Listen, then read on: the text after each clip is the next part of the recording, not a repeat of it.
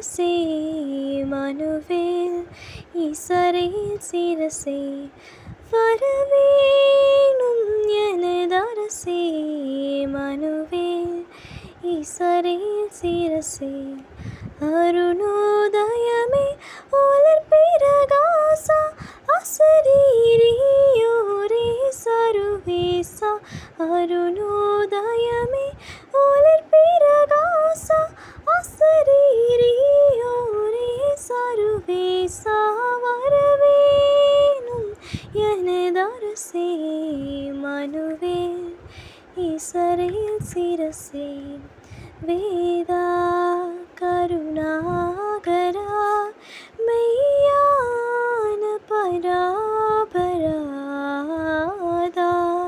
ரணிராதரா அன்பான சகோதரா தாதாவும் தாய் சகலமும் நீ நாதாவும் தாபரம் நல்குவாயே தாதாவும் தாய் சகலமும் நீ நாதாவும் தாபரம் நல்குவாயே வரவேணும் எனதரசே மனுவேல் ஈசரில் சிரசே படியோர் பவமோசனா பரலோக சிம்மாசனா முடியா தருள் போசனா முதன்மா மறைவாசனா இடையர் குடிலிடை மேவி எழுந்தாய் இமையவர் அடி தொழுமேன்மையின்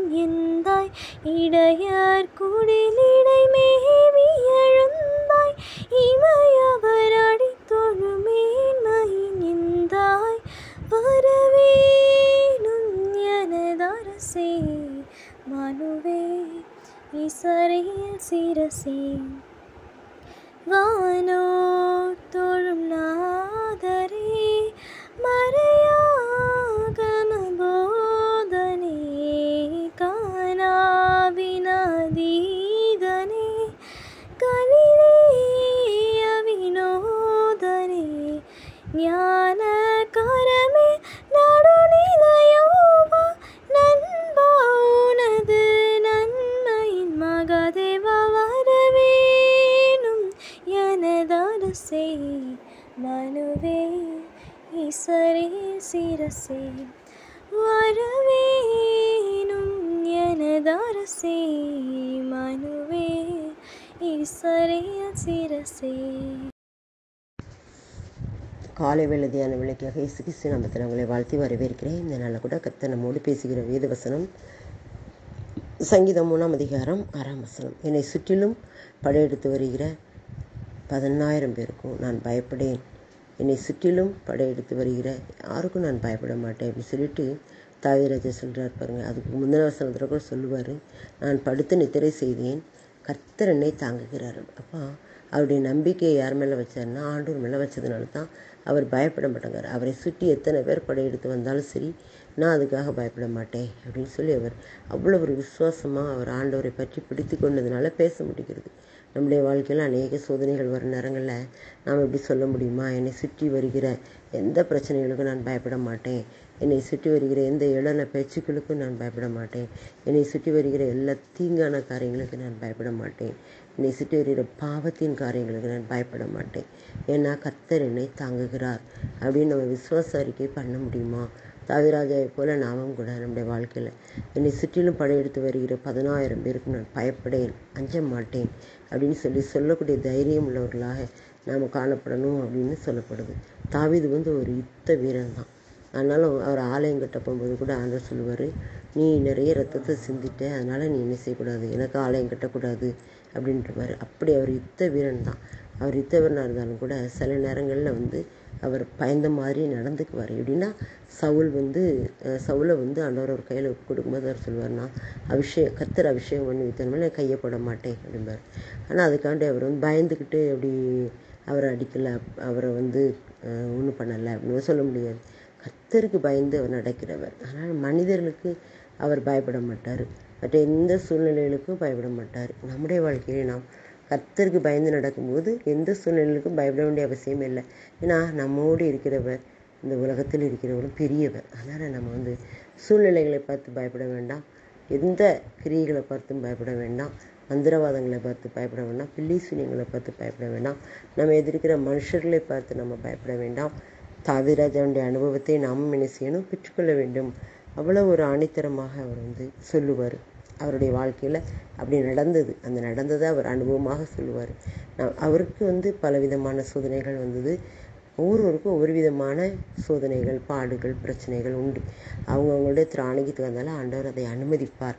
நம்முடைய வாழ்க்கையிலும் கூட 11,000 பேருக்கு நான் பயப்படேன், 10,000 பேருக்கு நான் பயப்படேன் அப்படின்னு சொல்லணும்னா அத்தனை வகையான பிரச்சனைகள் நம்மளை சூழ வரும்.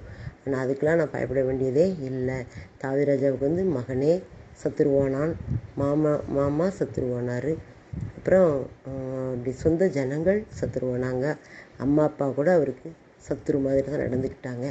அப்படியெல்லாம் அவருக்கு எதிரிகள் நிறைய இருந்தாலும் கூட அவர் என்ன செய்வார்னு, நான் பயப்பட மாட்டேன் அப்படிங்கிறார். நம்முடைய வாழ்க்கையிலையும் பிரச்சனைகள், கஷ்டங்கள், பலவிதமான சூழ்நிலைகள், இந்த மாதிரி காரியங்கள் நம்மை சுற்றி வரும்போது நாம் அதற்கு பயப்பட வேண்டியதே இல்லை. கர்த்தர் நம்மை தாங்குகிறதுனால நாம் பயப்பட வேண்டியது இல்லை. நாம் அதை விசுவாச அறிக்கை பண்ணும்போது நிச்சயமாகவே ஆண்டவர் நம்மோடு இருந்து பெரிய காரியங்களை செய்வார். தாவீதுராஜா எப்படி தன்னை தைரியமாக நான் படுத்து கொண்டேன், நித்திரை செய்தேன், கர்த்தர் என்னை தாங்குகிறார், என்னை சுற்றி வருகிற 10,000 பேருக்கு நான் பயப்பட மாட்டேன் அப்படின்னு சொன்னாரோ, அதே மாதிரி நாமும் சொல்வதற்கு நம்மை ஆண்டவருடைய பாத்திரம் அர்ப்பணிப்போம்.